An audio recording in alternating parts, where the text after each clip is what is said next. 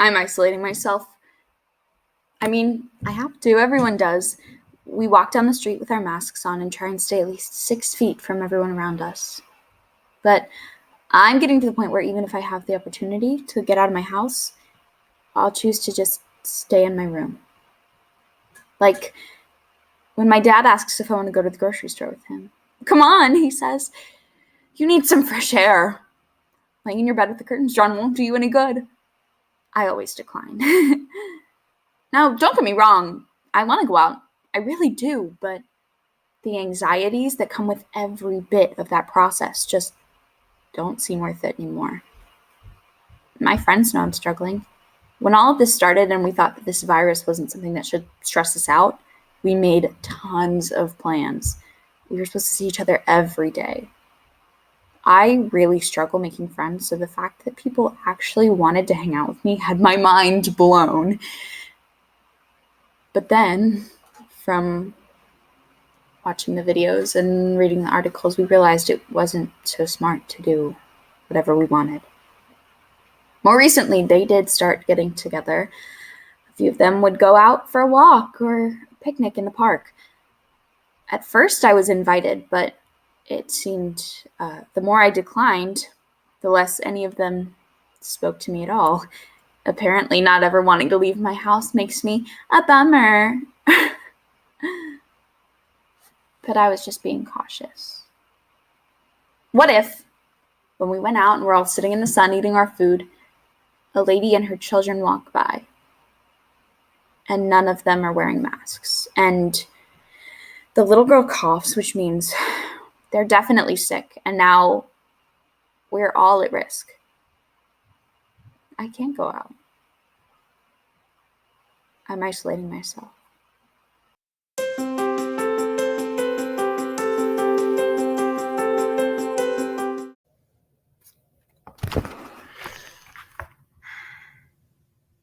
I have to attend college in person? Now? You've got to be kidding. There's no way I'm going in person. I will no doubt get sick. Why is this even a problem? Shouldn't this be over with by now? It's been, what, 6 months? 6 whole months of this frustrating lockdown that people are barely following. Man, I remember back in March when this whole thing seemed like it would only last a month. Everyone joked around like, see you in August. That used to be funny. Now half a year has passed and things only got worse. Now we laugh at the thought of this ending by December. I am 100% not going back to a full college campus. I don't even know if I'll feel safe enough to play for the team, let alone live in a dirty college dorm. And they're charging full tuition? Full? They've got to be mental. Not only are they going to force us into an unsafe environment, but they're going to charge us in full as well? No one has the money right now. This just isn't going to work. Oh, but online school's going to suck. I barely made it through last semester online. So which would I prefer? A worse learning environment or the threat of a potentially fatal disease? God, this is terrible. This is just terrible. How much longer will this last? Because I'm starting to think it'll be a year before anything feels normal again. I just want to go out with friends. I want to be able to travel again. I want to do anything that isn't possible right now. But because of some stinking disease, I'm stuck at home with only my imagination and TV to entertain me. Oh, I haven't even been working out regularly. Why is this just now dawning on me? Absolutely everything's been thrown off, I swear. Wait, this is going to delay next football season, right? Why wouldn't it? I mean, they're opening up schools, so maybe it won't. But is that better? I don't want to put myself at risk, even for football. Maybe a vaccine will be done before the end of the year, or at least some kind of medicine or treatment, something that can end this quarantine. I sure hope we get something like that soon, because I don't want to get infected, and I don't think I can take 6 more months of this.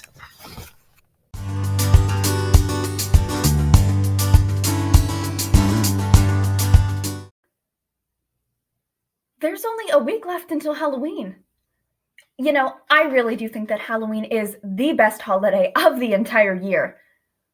Maybe because my favorite season is fall, and I do like horror movies, but none of that matters because this year is going to be the best Halloween of my entire life. Not only is it on a Saturday, but it is also on daylight savings times, which means that we get a whole extra hour of Halloween.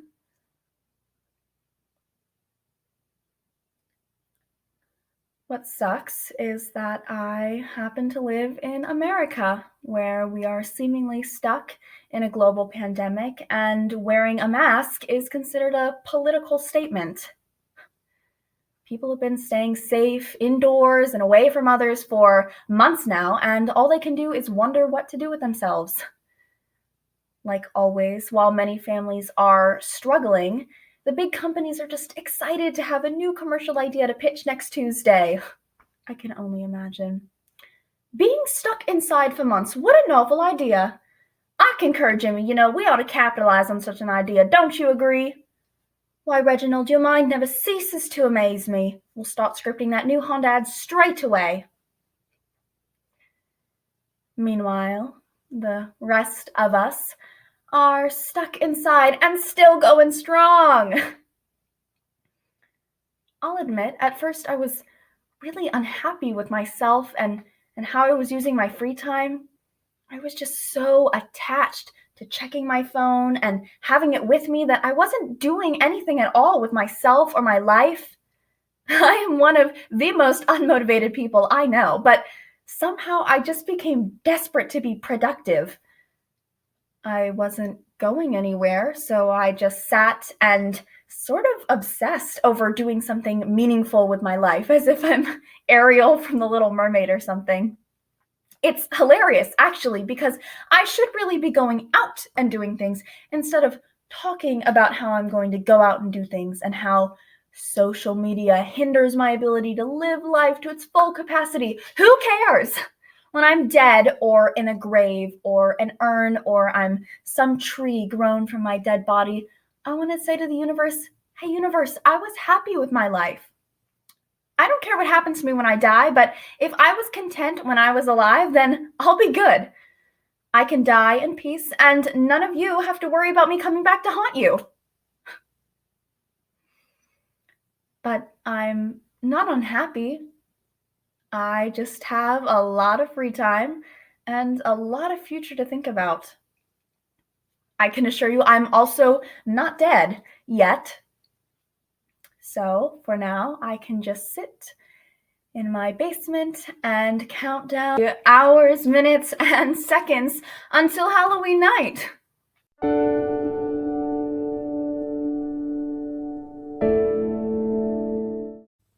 Two weeks, they said. It'll be fine, they said.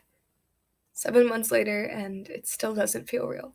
It's like this cycle of time is just gone. Reality is non-existent. Now I'm just waiting for things to go back to normal. Normal. It's like the word has lost its meaning. What is normal? Is it normal to have my mom screaming at me as soon as I walk through the door because apparently Corona is gonna jump off my clothes? Is it normal to be suffocating while I dance because I have to have a piece of fabric over my mouth? Is it normal to see the year waste away and feel like I've done nothing?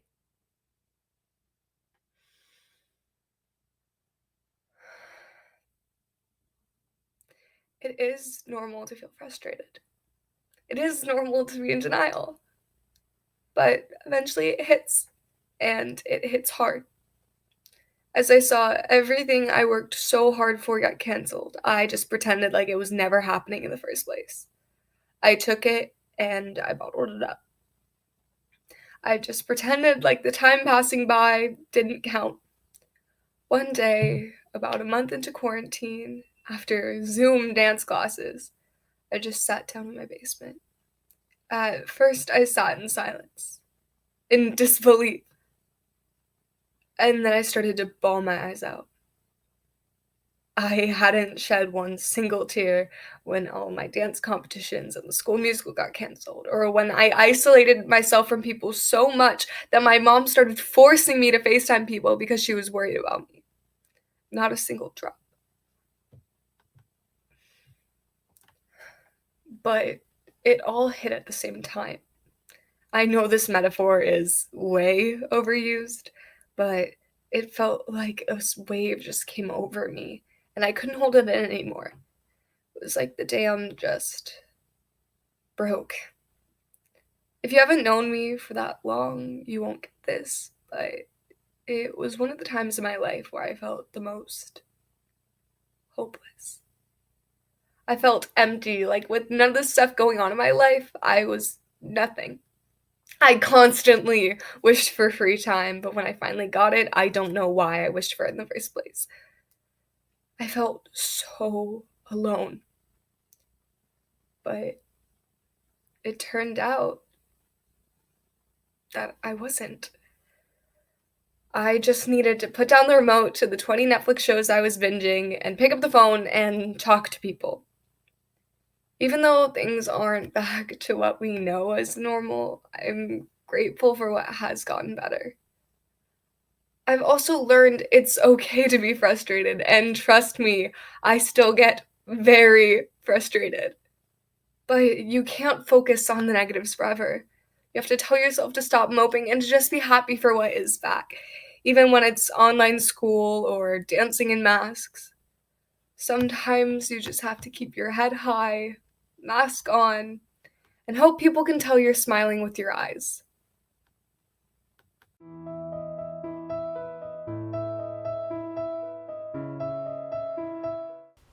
You know that feeling when you're in a loud room and all of a sudden everything becomes silent? Like you hadn't really realized how loud it was until it was gone.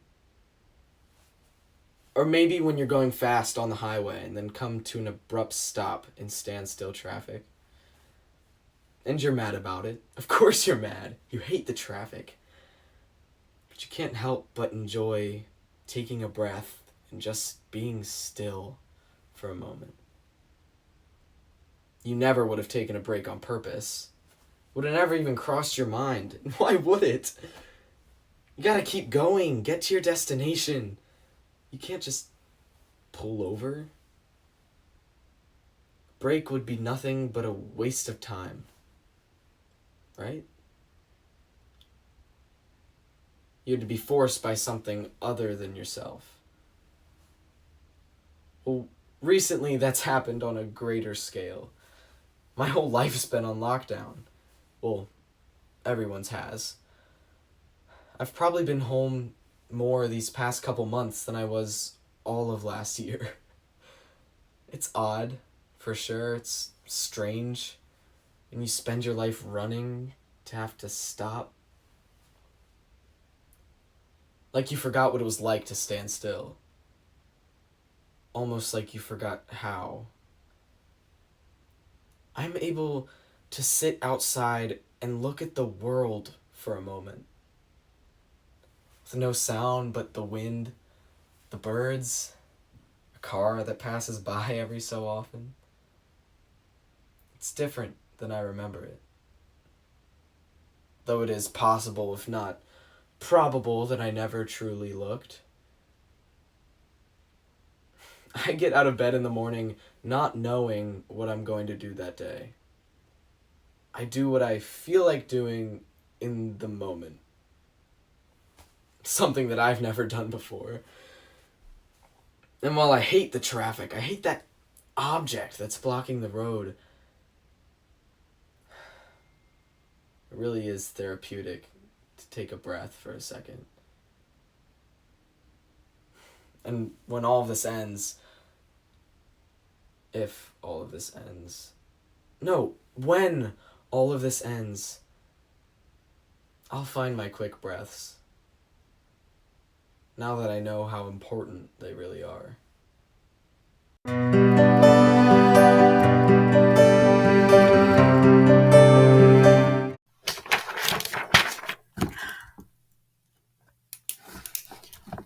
To the outside. It's been 6 months. I miss you. How have you been? How are the trees, the animals? Oh, the people. I hope all is well. Do you remember we used to sit and watch the sun go down as the air became crisp? You would accompany me as I sat in the grass and waited for inspiration. You were always there when I needed company. I could come to you whenever for whatever. I want those days back. I took them for granted. And now, now I'm confined within the same four walls that have become my prison. I feel like a caged animal trapped in captivity. I truly believe I'm going insane. Without your comfort, I've been so lost. No.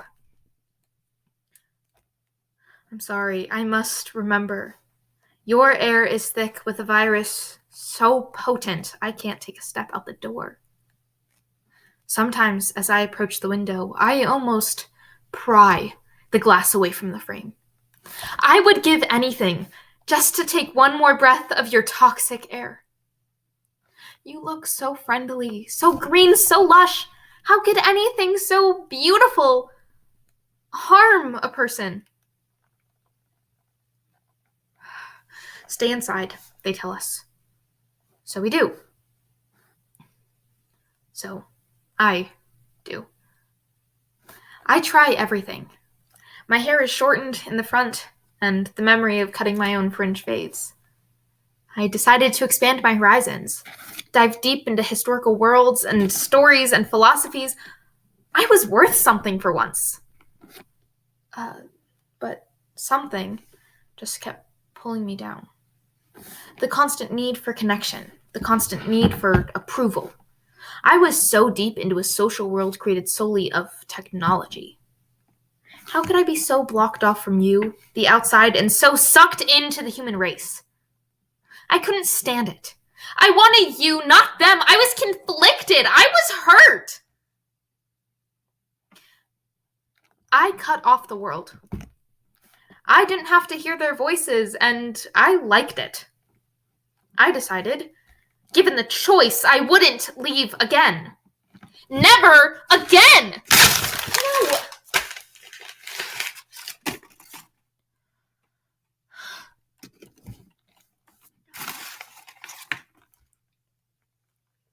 I sit, surrounded by my discarded letters, unable to properly express my emotions, believing to be a failure.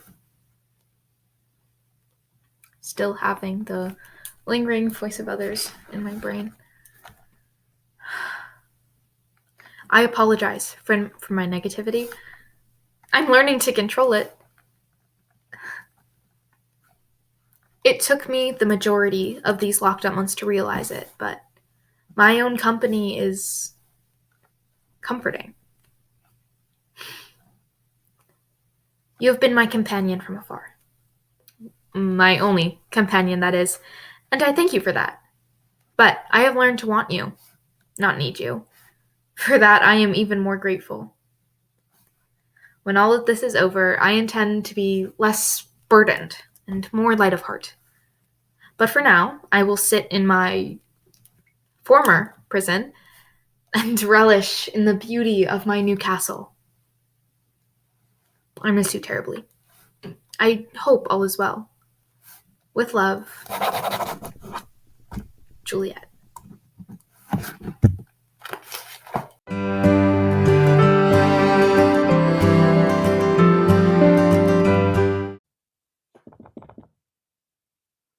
Man, what are they complaining about this time? See that dude? One in the navy blue suit? You'd think his wife left him by the look on his face.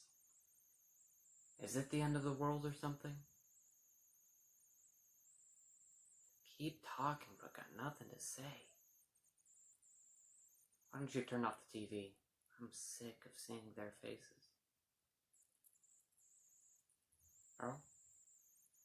There you go again. Sleep during the night for once, why don't you? You're blowing this whole corona thing out of proportion, don't you think?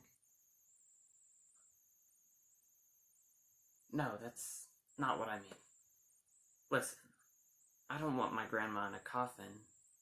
It's just not that hard to stay home, is what I mean.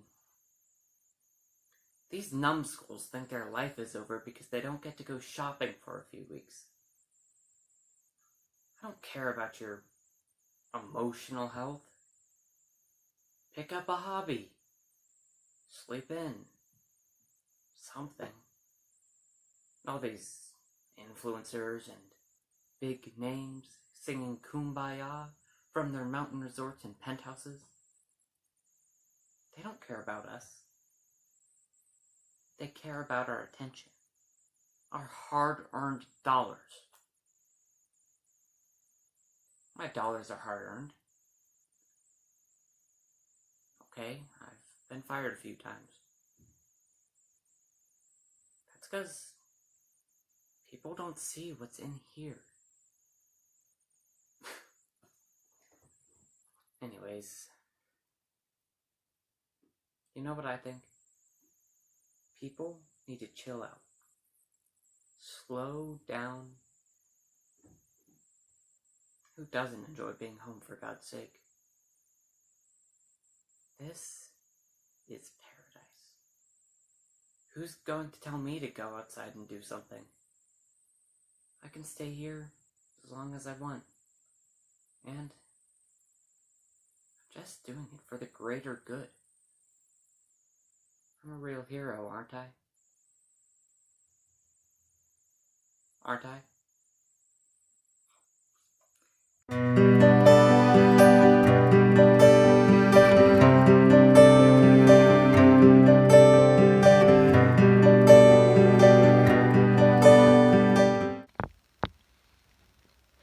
Hey, is this working? Can you hear me? Great. Thank you. Just making sure. I'm sorry for calling you so late. I just got your letter. I just want to know why you're breaking up with me, especially over a letter, or why you didn't have the common decency to ring my doorbell or ask me like a normal person over the phone.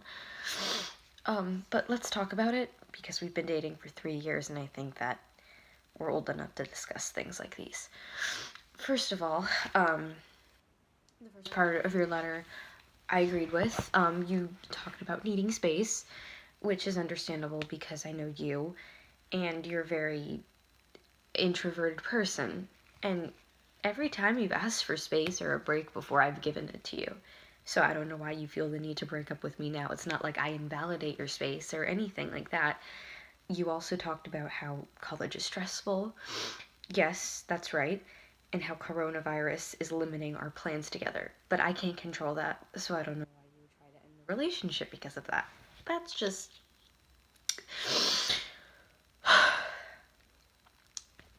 yeah, that just means you're kind of a jerk. I'm sorry, but... don't... no, let me talk. Please. You don't get to write all of this stuff to me, drop it on my doorstep, and then just expect me to listen to you. It's my turn to talk. You're gonna let me talk. Thank you. And then the last thing that you said was that you wanted a college experience. So obviously, that means you want to cheat on me in college or break up with me so you don't have to cheat on me. No, that is what you're saying. That's what you're implying by college experience, because you could have just as much fun in college with a girlfriend. No, I'm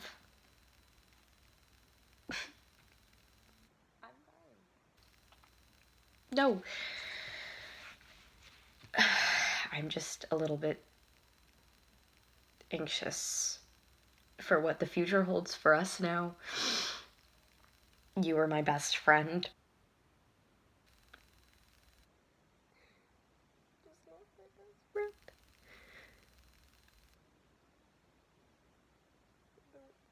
No, no.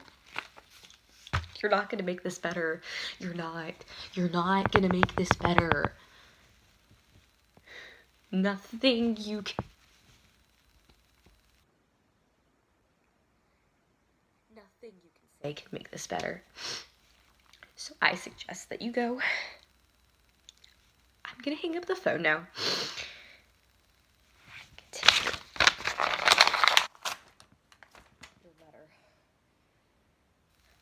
No, there's no chance. You want me to say it? There's no chance I'm ever gonna be with you again. 3 years of my life, down the drain. Anything else you want to say before I go? No, we're not getting back together. Don't even try. Well, that's that. We're not getting back together. I'm gonna go now. I'm gonna go get my life back together. I'm gonna get everything on track. I'm gonna do everything right.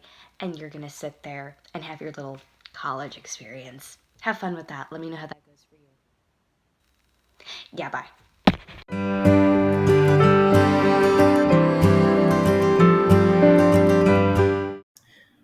You know that feeling you get when you stand up too fast? When you're like dehydrated or something? You know, like your brain gets all fuzzy, you kind of blank, and you feel like you might pass out. Well, that's what this whole quarantine thing has been like for me. You know, at first I was excited about it because I thought it was just going to be a few more weeks of spring break, but now it's October, and these past few months have felt like nothing but a blur. I mean, don't get me wrong, it hasn't been all bad. I mean, I've gotten a lot closer to my friends and family, and I've picked up a few hobbies. And I'm happy about all those things, but still, it feels like it's all going by so fast. You know, all my friends are prepping for college and applying to all these amazing schools that I know I'd never really get into. And it scares me, it really does. Because it's like, I always thought that by the time I was in college, I'd be somewhere far off, meeting all these new people and learning all these amazing things. But as I look at other people and I look at myself, I'm kind of starting to realize that I'm an average kid surrounded by exceptional people. And that hurts. I mean, sure, I'll probably get into some okay school and I'll probably go on to live an okay life, but is that all that's really meant for me? You know, honestly, I'm not even really into the idea of going off to some pretentious fancy school, but I'd at least like to know that I could if I wanted to. It's all just so restraining. You know, because like growing up, your parents are always telling you that you can do whatever you want, but as you get older, you kind of start to realize that not everyone's meant to live the dream. And, you know, I guess that makes sense. I mean, not everyone can be Albert Einstein. But then again, why can't I?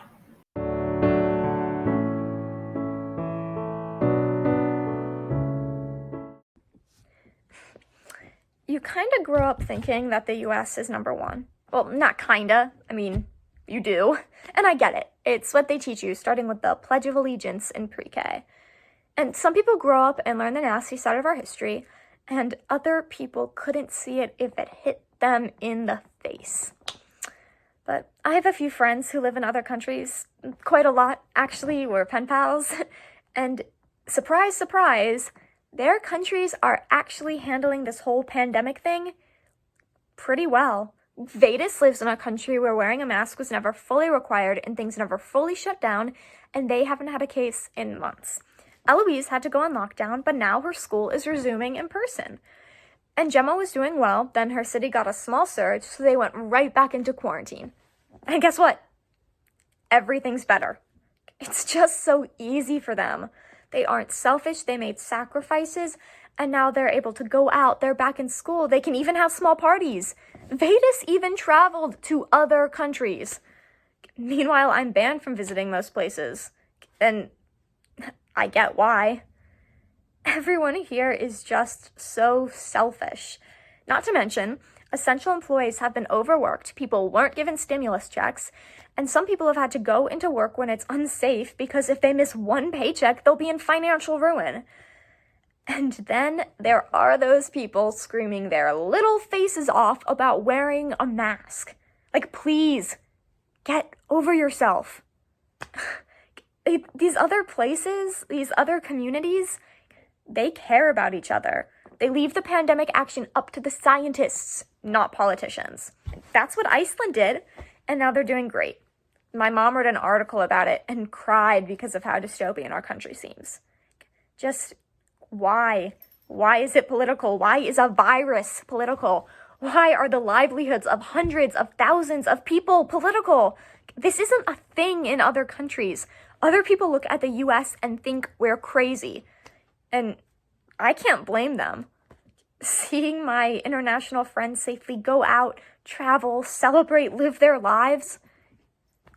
Why would anyone think that America is great?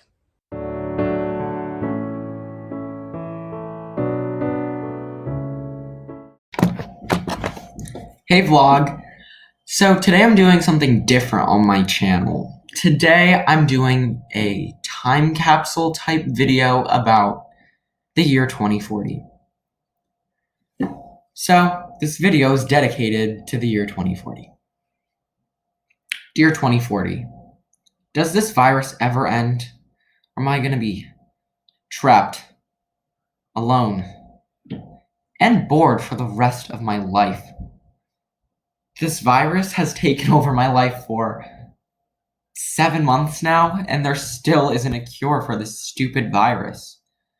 I've been so bored, and there's just nothing else I can do to occupy my time with. I tried to read a book. I got bored. I tried to paint. I discovered I'm not that talented. I also tried to spend more time with my family, and it turns out they're just really annoying, and I don't think I can be around them much longer. I just can't take this anymore. Overall, I've just been sad. I've been thinking, do I even graduate high school like a normal teenager, or is the rest of my life going to be online? Because if so, I'm dropping out of online school. It's just not worth all the stress. In the end, I've been sad, bored, and angry. Oh, sad. Yeah, let me elaborate more on sad. So, it all started when my friends were ghosting me. So, I called them, and they said that they were busy. How the hell are you busy during a pandemic? The only thing you can do is just sit around and eat food. After that, I binge watched Netflix. When I say I binge watched Netflix, I binged The Vampire Diaries 6 times. The ending just always gets to me. In the end, I'm a mess. And I can't wait to see how this whole pandemic will turn out in 2040. Until then, I'll be here. Alone.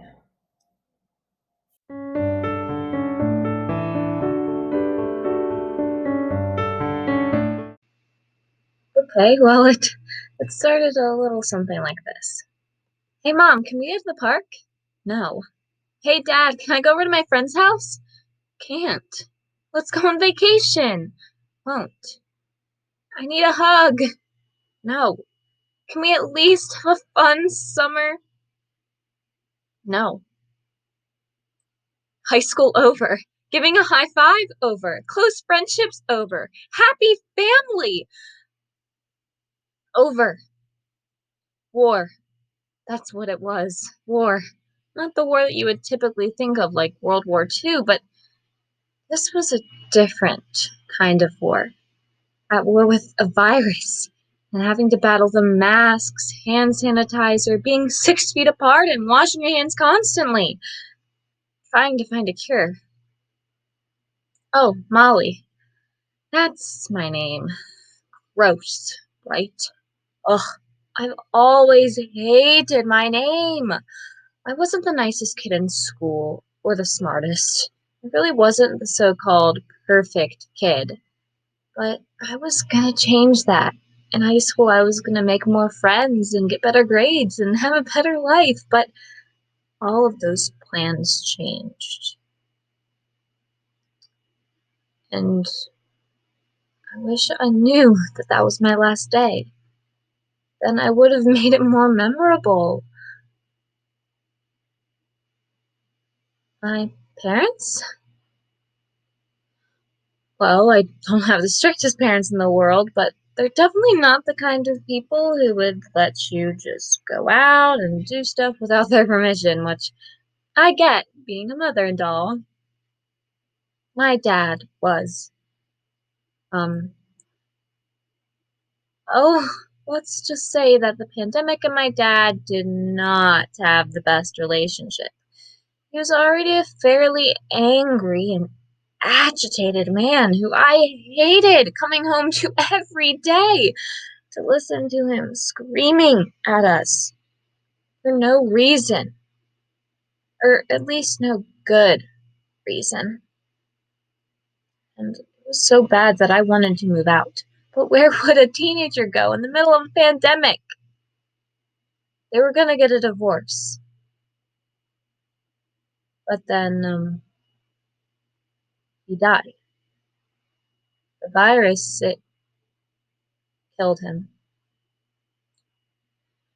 And that made things much harder. On my mom especially. It was really hard for her to take in.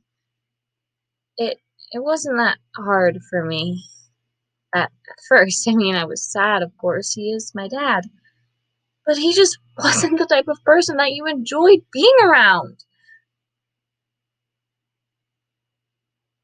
But then, you do remember those moments. The moments that you still loved him. I remember one time when I was just a little girl and I was playing outside on the swing set. I was swinging too high and then I fell off. I was so scared that I broke a bone or I was hurt and I couldn't move. But my dad came out and calmed me down and stood me up. He said, everything will be okay. I will never forget that because that was one of the first moments that I knew he would always be there for me. Whether he's actually here or not, he'll always be with me.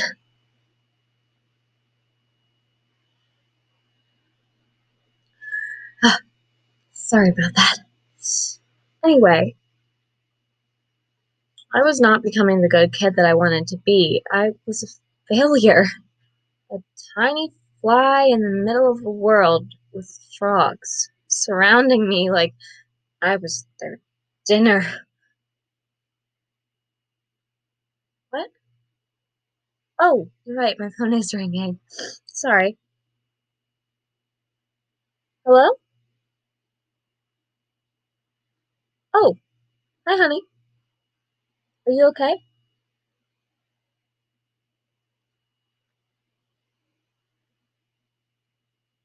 Oh, okay. Well, I'm kind of in the middle of something here. Okay, well, just hang on a sec. I'll be there soon. Okay, love you. Okay, bye. I'm so sorry. I have to go run and pick up my daughter Lily from school. Yeah, kids are actually in school again. Can you believe it? Having things back to normal has been pretty great, if you ask me. It's like what things were like before COVID, but even better. A lot of things have changed, and oh, why did I come here to share my story? Well, I wanted everyone out there to know what it was like. How, even though times were rough then, us people have grown because of it. And we've grown together. I remember that feeling of fear and sadness and but just that little amount of hope that everything would be okay, and it was. COVID-19. Wow. I haven't heard that in a long time. It's been what, 10, 15 years now? Wow, it feels like it just happened yesterday. Oh, yeah, you're right. Gosh, remembering all of these things just made me blabber on, but it felt really good to get all of it out of my chest. So, thank you. Thank you for having me. Thank you.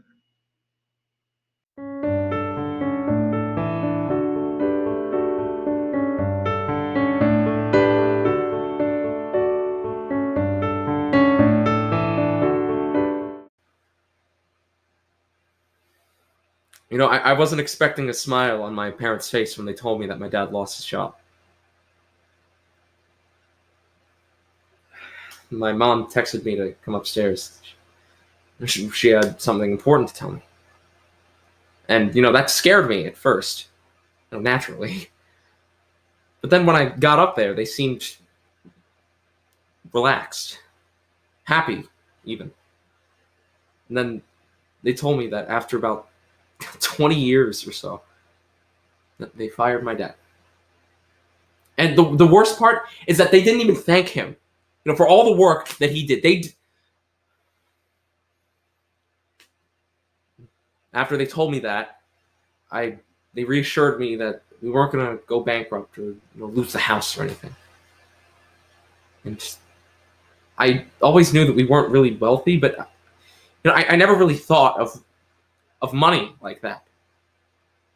And then I look over at my dad, and he's the most relaxed and relieved that I've ever seen him in, ever. Then after they dropped that bombshell, I just remember walking downstairs and